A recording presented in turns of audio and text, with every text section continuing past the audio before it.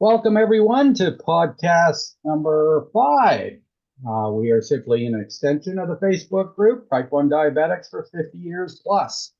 And all discussions are open and unedited. These are the participants' personal experiences, and expressed comments or opinions are not to be taken as medical advice of any kind. Always check with your doctors before making any changes to any of your medications or therapies. We are joined by my lovely wife, Karen, my lovely wife for 32 years, who is a 59-year type 1. Say hi, Karen. Don't be shy.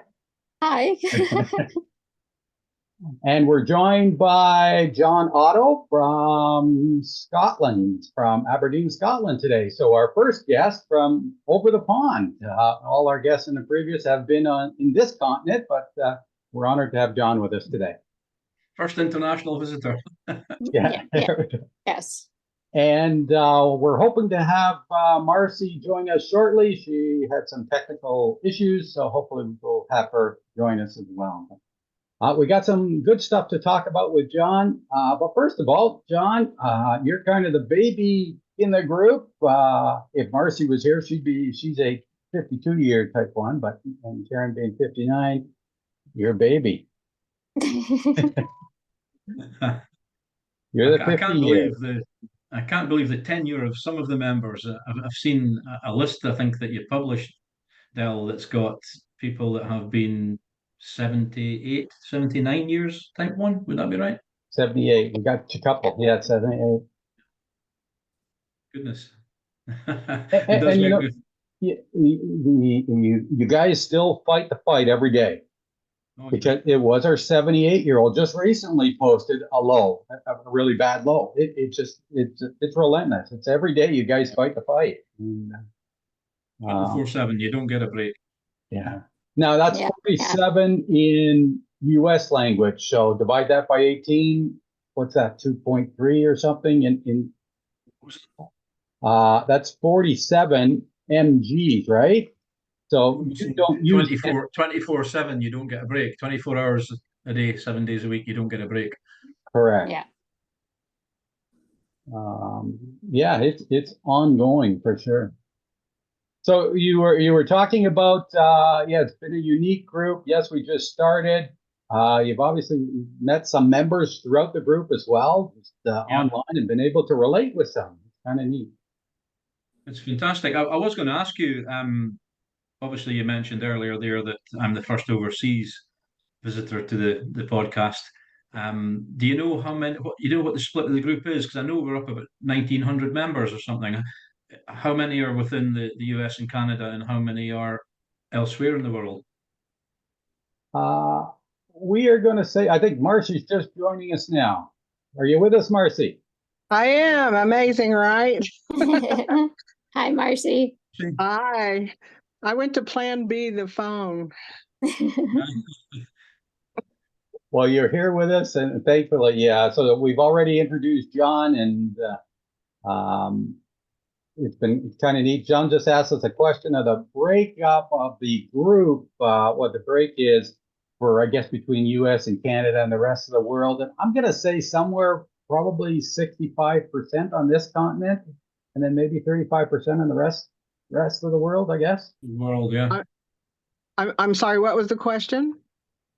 I was asking Del how many members were from the US and Canada and how many from the rest of the world, so to speak.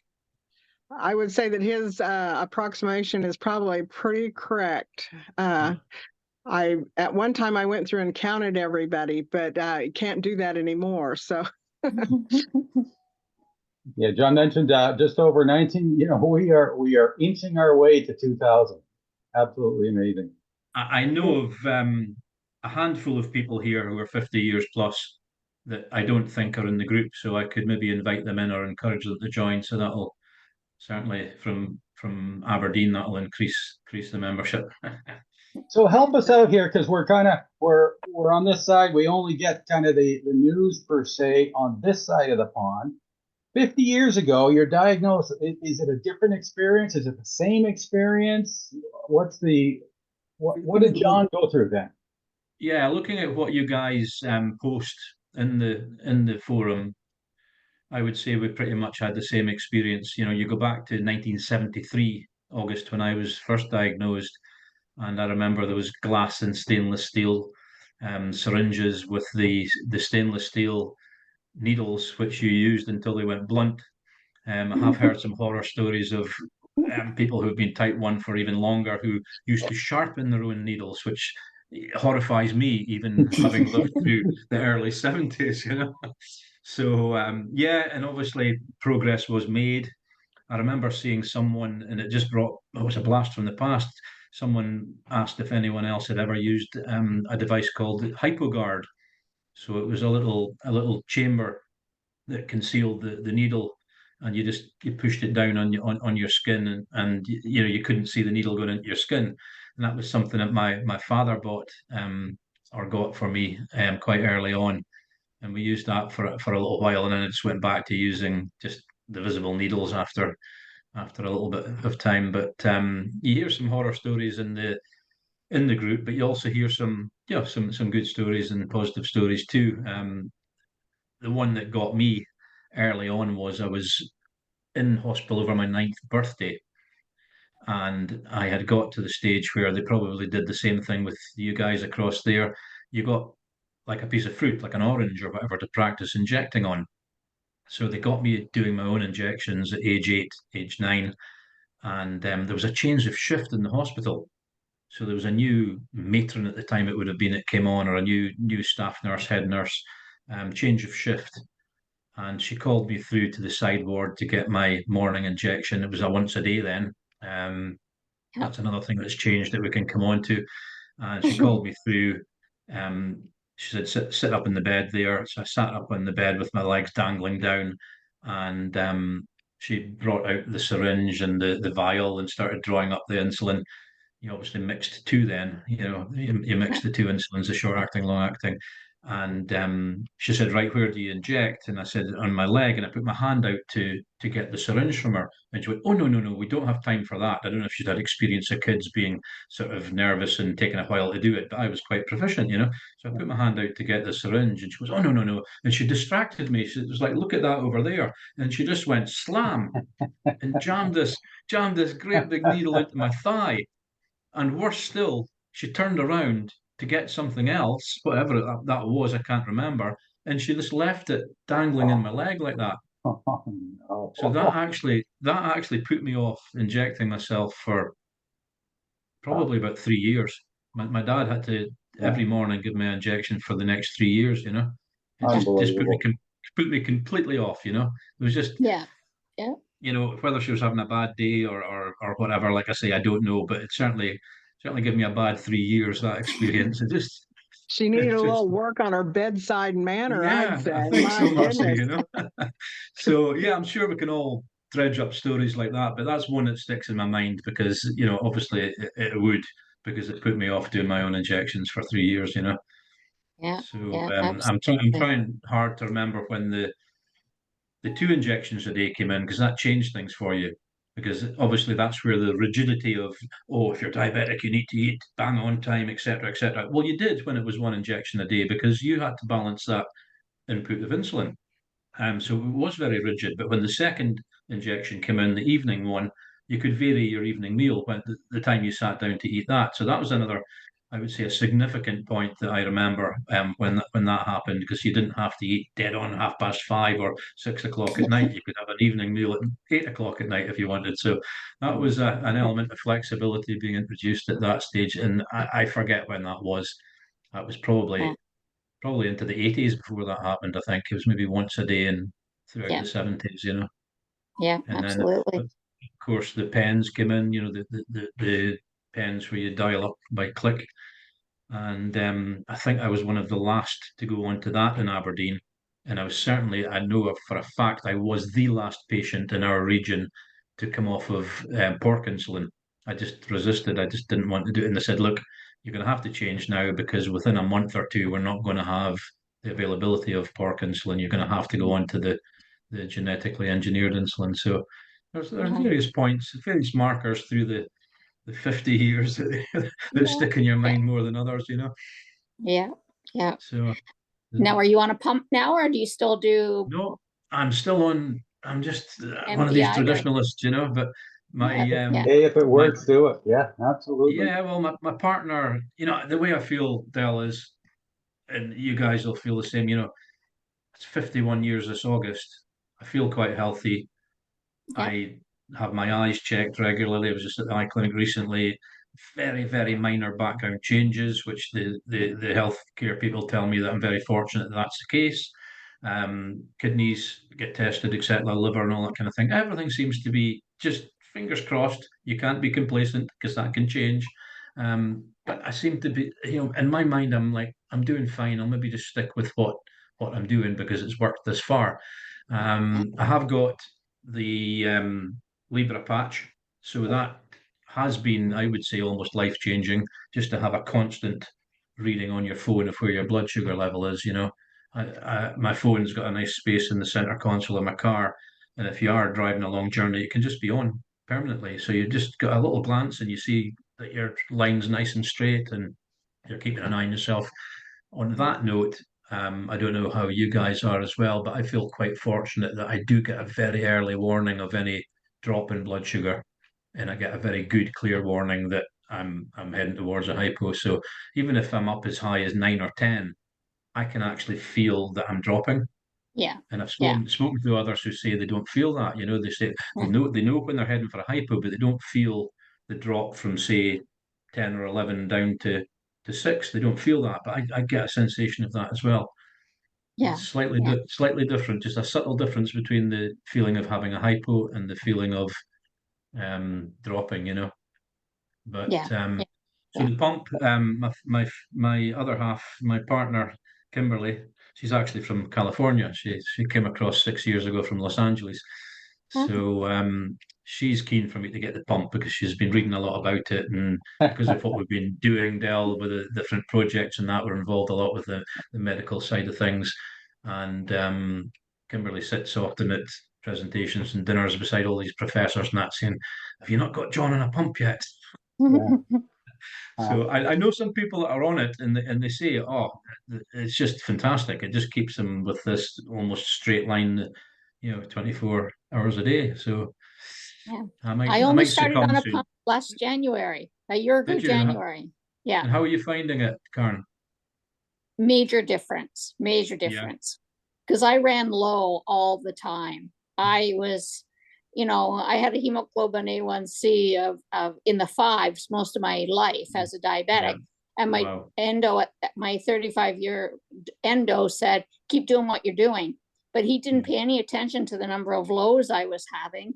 And so now with the pump, I can't believe how quickly I got used to not having to do an injection Yeah, every yeah. day. It's amazing. Amazing. If you're going to try and have your levels as low as that when you're injecting, you do run the risk. You've got that compromise there where you're going to have more hypos because you're Yeah. trying to do that. Yeah. Yeah. Um, Yeah. in the vocation I've been in, I've always travelled about a bit for my job, or not so much travelled, but I've been in the car a lot, and Yeah. Yeah. I've erred on the cautious side by running maybe slightly higher than I would want to Absolutely. for Yeah. health reasons. But Yeah. that's for obvious reasons. You don't want to be a risk to anyone on the road. You don't want to be a risk to yourself. Yeah. So Yeah. my clinician has always said, if you're comfortable with that and you're staying healthy, stick with it. That's fine.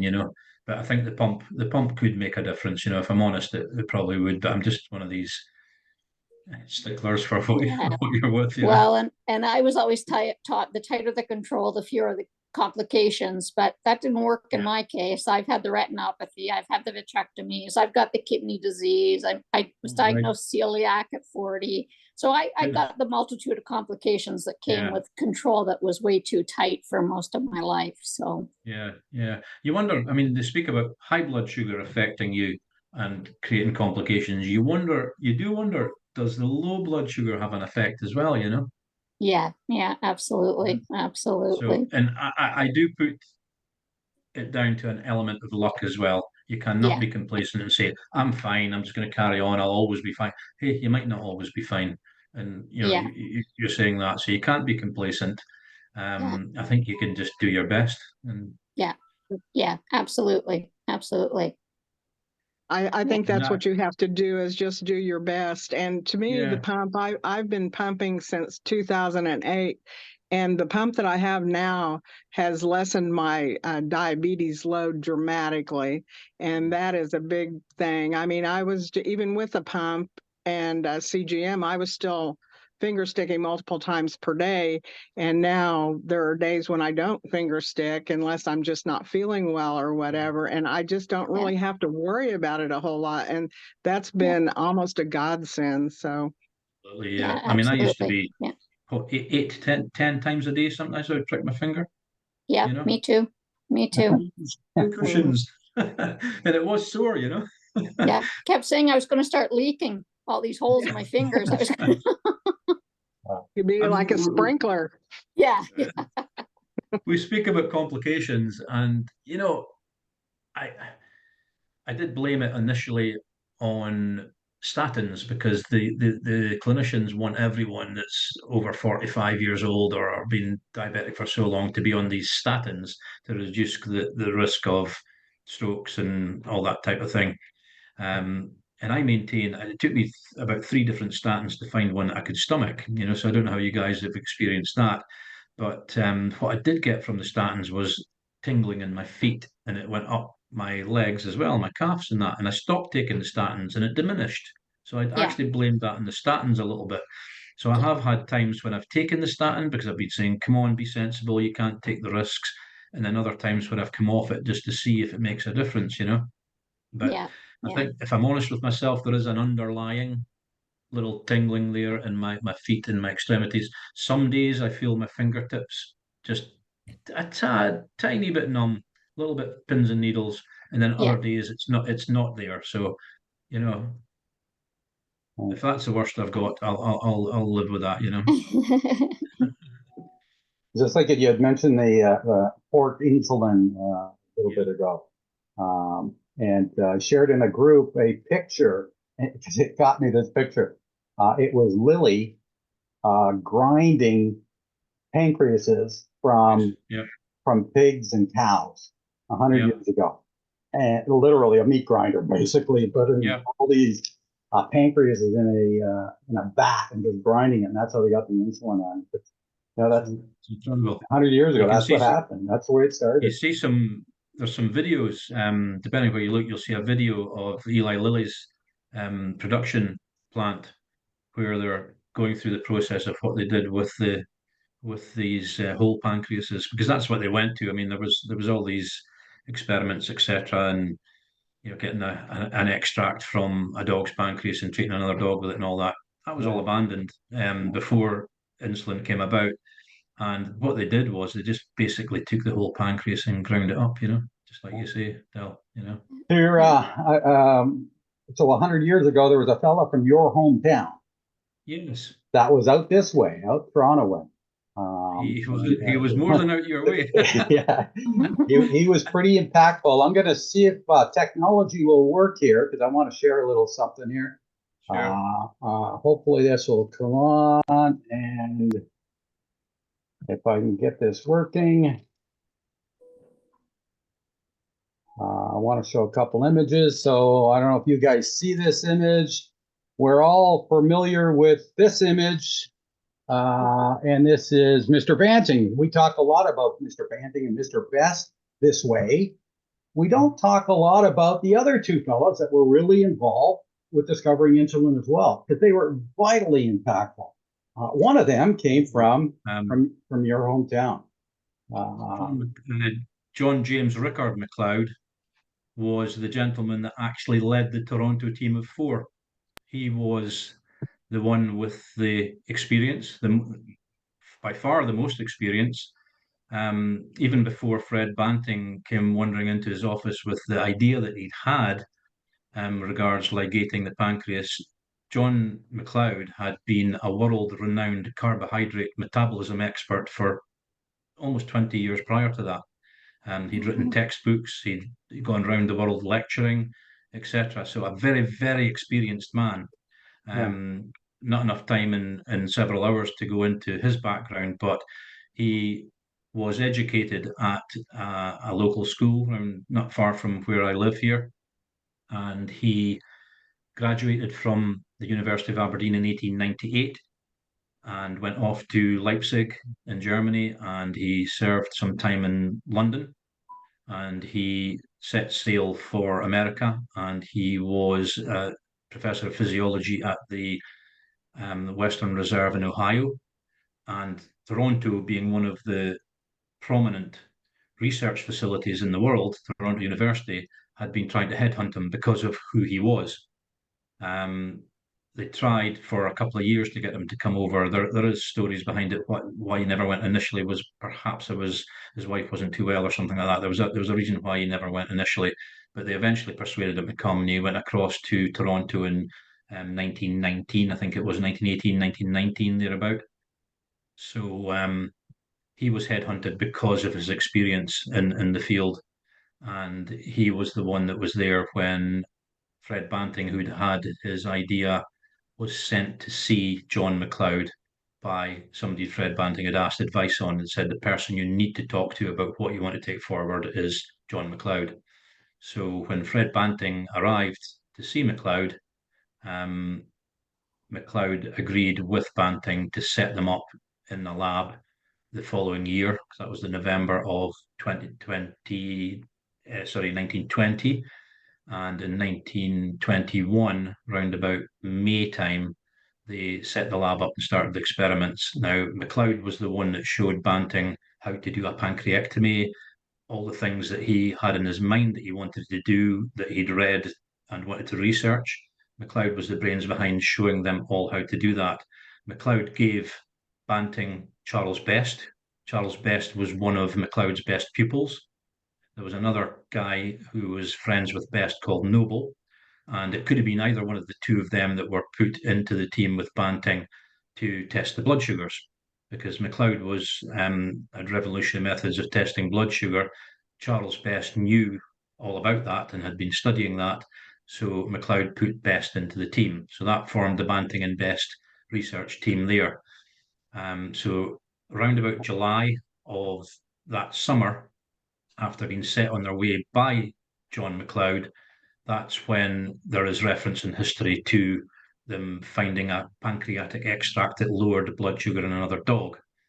Now, the thing that a lot of people don't know is that it was only the sixth time in history that somebody had got to that stage. There was various scientists had done that throughout the world prior to that. So it's probably wrong to say that that was the discovery of insulin, because if you're going to classify that as the discovery of insulin, one of the other 5 instances should surely have been classified as the discovery of insulin as well. The true discovery of insulin came the following January, and that was after Colip had joined the team. Banting and Best had come to MacLeod in December. Bear in mind, they're all in the same building, they're all working on the same team here. They'd come to MacLeod and said, or Banting had come to MacLeod and said, we're at an impasse here. It's just not working. We need some more help. And that's when MacLeod employed Colip. Colip had been floating about the university for the whole year.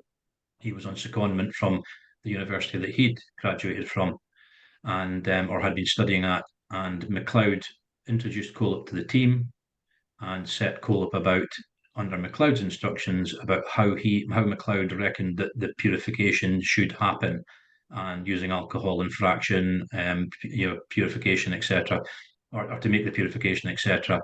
And this is where the start of MacLeod disappearing out of the equation came from, Del, because Banting, naturally, he'd put so much work into this with Best, was a little bit nervous that somebody else was working on purifying this crude extract that they had, that at that stage was coming from ground up cattle pancreas, because that had been discovered then. Banting's great idea had actually been abandoned months before, and they were grinding up the pancreas at this stage.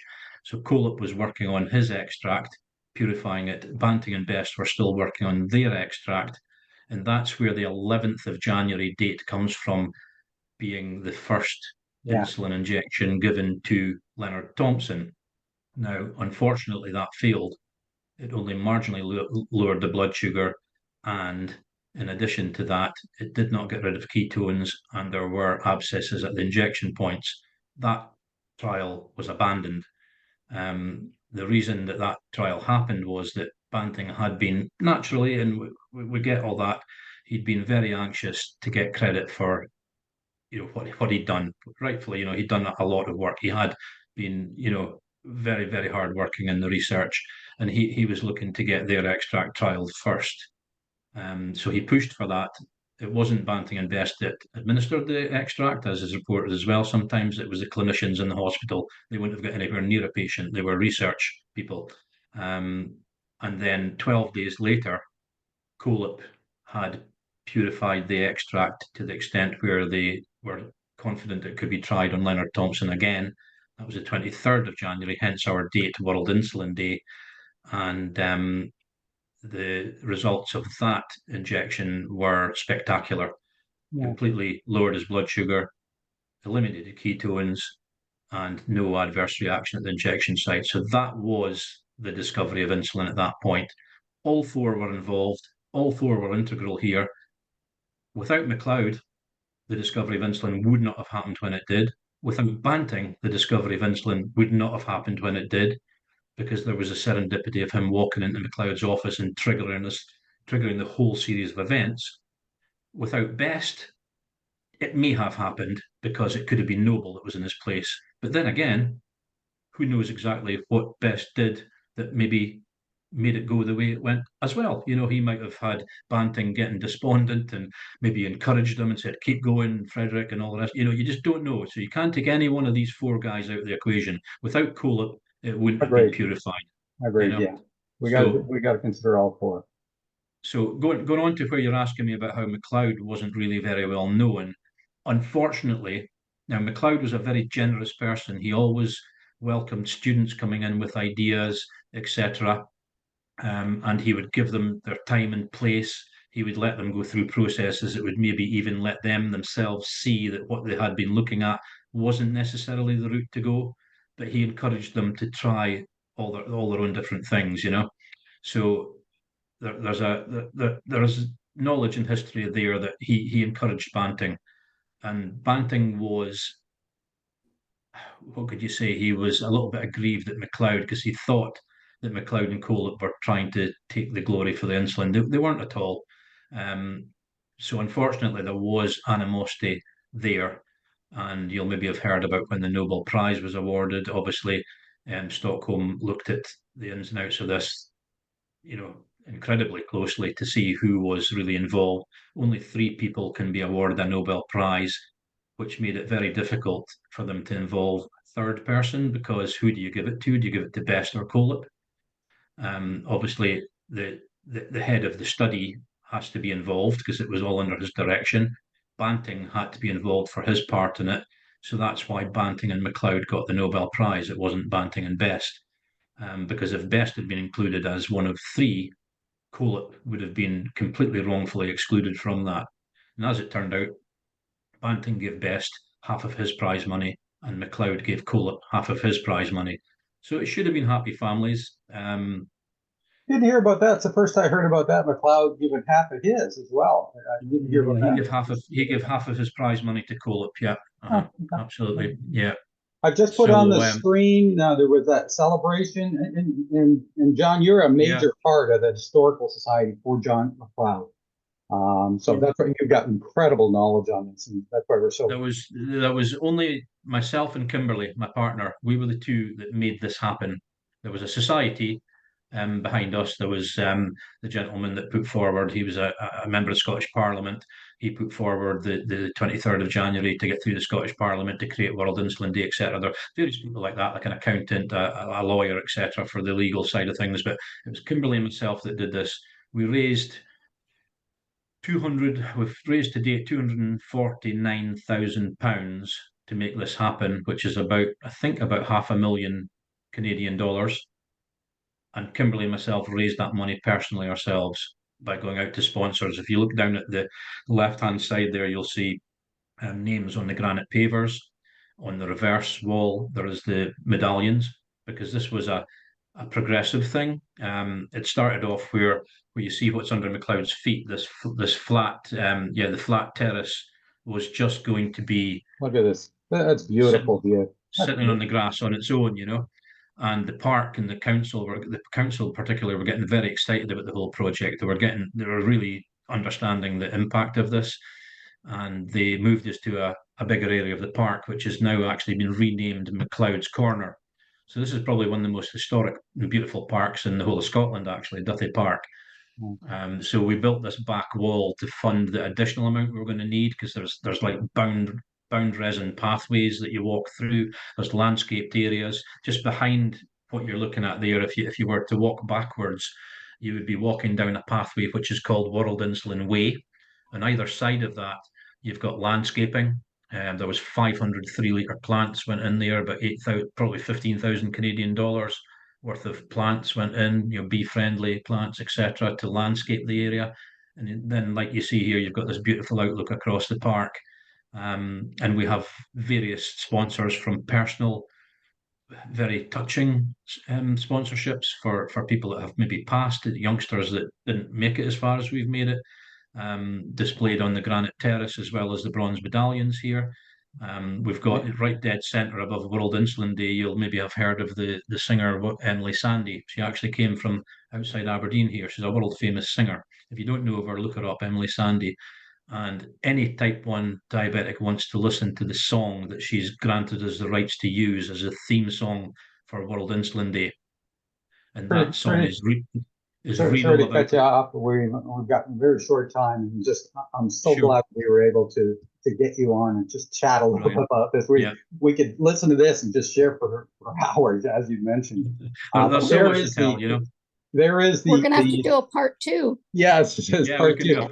There is the MacLeod statue, and I know you have opened it up to anybody in our group goes your way. Just simply call on you, and absolutely, I think we'll give them a tour of not just the park and the statue. We'll show them around Scotland. And I would love to be able to get it together and maybe create some kind of fundraiser for our group. The 50 plus group, to put some sort of plaque, and I think John and I have talked about that in the past. We've just got the 3 plaques that you see that are missing there. They've just arrived this week, so that's the wall finished. We're now on to path medallions, so a little bit like Hollywood Walk of Fame style, nice, slightly bigger round path medallions. But if you look at the top of the wall. All right, guys, we got to say bye. Was that it? Yeah, we're going to be cutting out real quick. Okay. All right. Great seeing everybody. Very quickly.